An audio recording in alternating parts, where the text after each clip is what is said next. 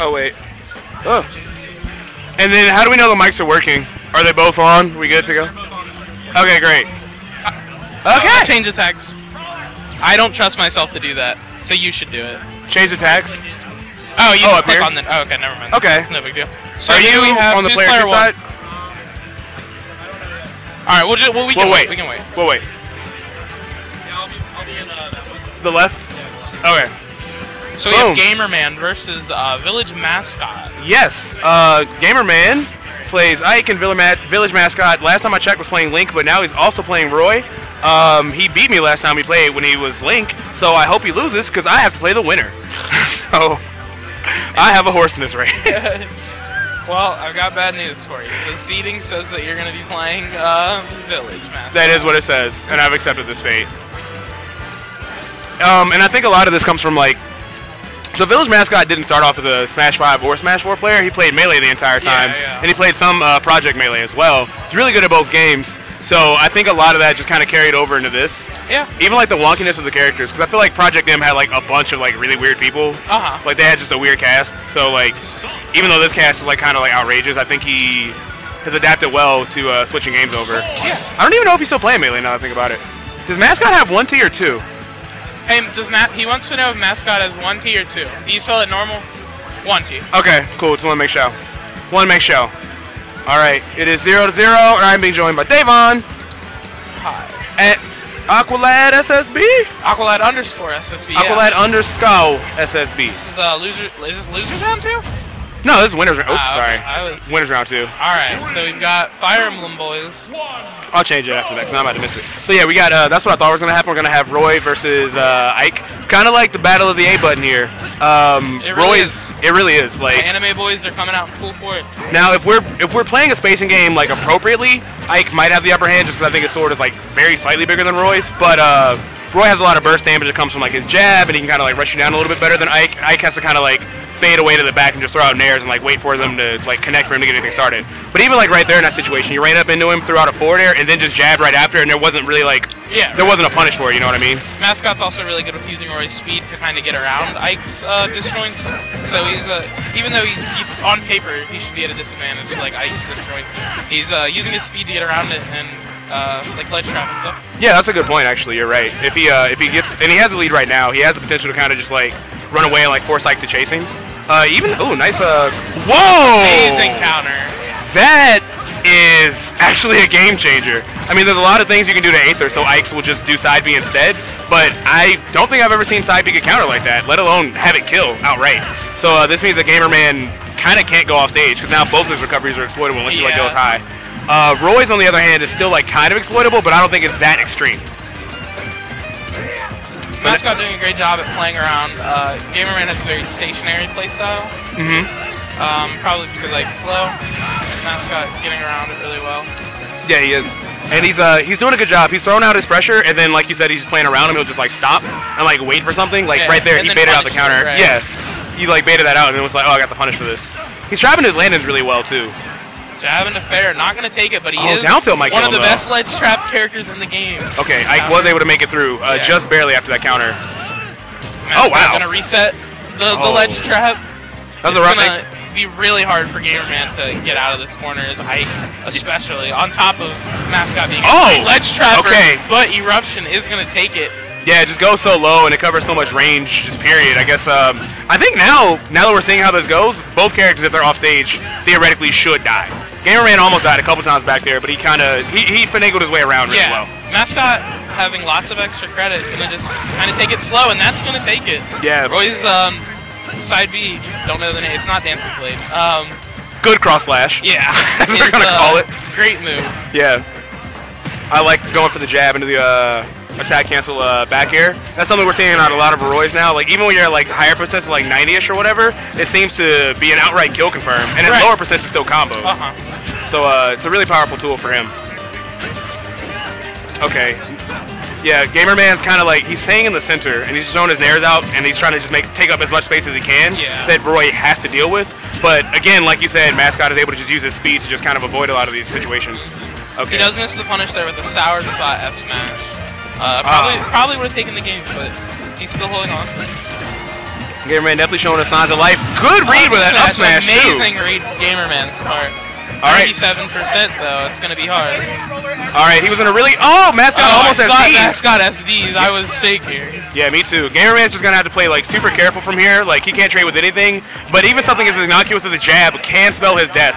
Yeah. Whoa, that was a weird. That was a weird Trades interaction are right gonna there. be really bad for Gamerman right now. That's for sure. One thing to note about that interaction is that he landed with Nair as he should, but he actually got hit by Roy Nair out of the Nair before it came out. And up smash is gonna grab him. It's gonna take game 1. Yeah, the scoop up hitbox on that is like pretty sizable because it looked like he drifted really far past him, but it just didn't matter. Yeah, right. This is winners round 2. Okay. So he's gonna take a little bit of time into. I feel like the stage pick on this is gonna be Village Mascot. Oh, you're right. Thank you. I feel like the stage pick for this is gonna be like not as insane of a counter pick as it normally is. Just yeah, I feel like any stage that benefits one, I feel, in my opinion, would probably benefit the other. Yeah, exactly. They're gonna probably see. Well, they'll both be pretty okay with wherever we end up. Right. They can literally hit random, and it'll just be like a personal preference because they're playing the same. They have the same game plan almost. Yeah. Those Fire Emblem characters. All of them. Except Marth, I guess. And maybe Robin. Yeah, you're right. Robin is very unique. But the rest of them are all pretty similar games. Yeah. And they're all good. There's still like a huge lack of counterplay to these characters so far. Yeah. And we're only characters really good in Ultimate. Yeah, we're only 4 months in, but I was talking to Cooper about it, and he said like small short characters like Pichu and Pikachu like kind of like do stuff, kind of like can get around it and like avoid. Yeah, Olimar. Oh yeah, that's probably a good counter. I think Olimar does. Squirtle. At first I thought swords were hard, but the more I play, I think Squirtle actually does well. Oh, okay. You like Squirtle over Ivysaur? Actually, that's smart. Yeah. I was starting Ivysaur, but now I do both. Both of them feel good. Just kind of going to like whichever matchup is better. Yeah. Because yeah, like Ivysaur is still a better Pokemon, but in that situation, Squirtle can shadow their like short hop aerials really well, and then punish with grab and get like 40% off of it because sword characters disadvantage states. So. Yeah, it's still rough. Yeah. Which is kind of the reason why watching the Ditto like this is always interesting because like as soon as anyone gets any advantage, they can carry it for a mile. Like, you can see like the full extent of like both these characters' combo trees when it's in the situation. So game 2 we're gonna take it to town and city. There's a little bit of controversy around the stage, not because the stage has done anything bad, but like Full Bloom didn't have Town and City, that Bourbon Monthly didn't have Town and City. I don't know why. I'm glad it's on here. It makes me really happy. I like Town. I think like it's Big Blast Zones. I like the live long. I think it's my favorite as far as like stage layout, just because like it's diverse and none of it is like overwhelming or like constricting or anything, you know. So I'm happy we have it on. Me too. And of course the platforms, they go so much slower. There's no real reason to ever ban it. Yeah. You never really have to worry about that anymore.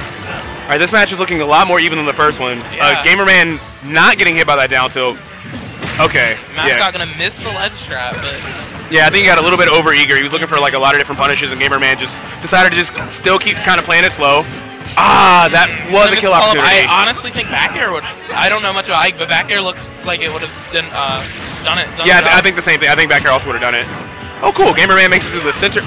Good punish from Village Mascot. Roll F smash, and that's gonna take Gamerman's first stock, but. Both players playing, or Gamerman playing a lot better this time around, keeping it kind of close. You know, that situation looked a lot cooler when G said it out loud like that. Now I'm just like, yeah, that is what happened, huh? And Gamerman's able to take it with the biggest up air in the world. Of course, right.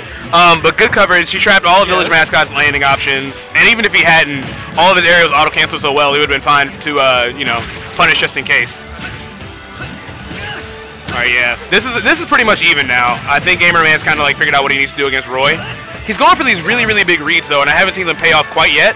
Yeah. Gamerman is, one thing I've noticed when I played him is, he's a big reads kind of player, and, obviously sometimes it works, but when it doesn't, it's you're taking a lot of damage for it, and you're Ike especially, so... Because that was what it ended up costing him the stock just before this, was that he went for a really big F-smash read, and then got punished by Roy, who, again, has, like, superior mobility. Speaking of F-smash reads, Village Mascot goes for the roll read, but... Yeah, they're definitely like, they're respecting each other's space, and they're trying to play like a couple steps ahead, which is very, very admirable, but for the most part, it hasn't necessarily come into play. Yeah, I honestly think both players are respecting each other a little too much off stage. I think just from observation, I think runoff fairs for either of these characters. It'll probably kill, Runoff counter, I think I think like they should be a little more. Oh, that was nice. Edge guard. That there was is the nice. hard reads. But when he gets them, he gets so much off of it. He does.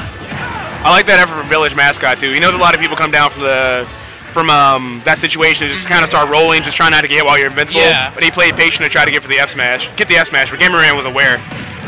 All right, he's got himself a lead this time, and it's starting to expand a little bit. He's got Gamerman has good control of the pace of this game right now.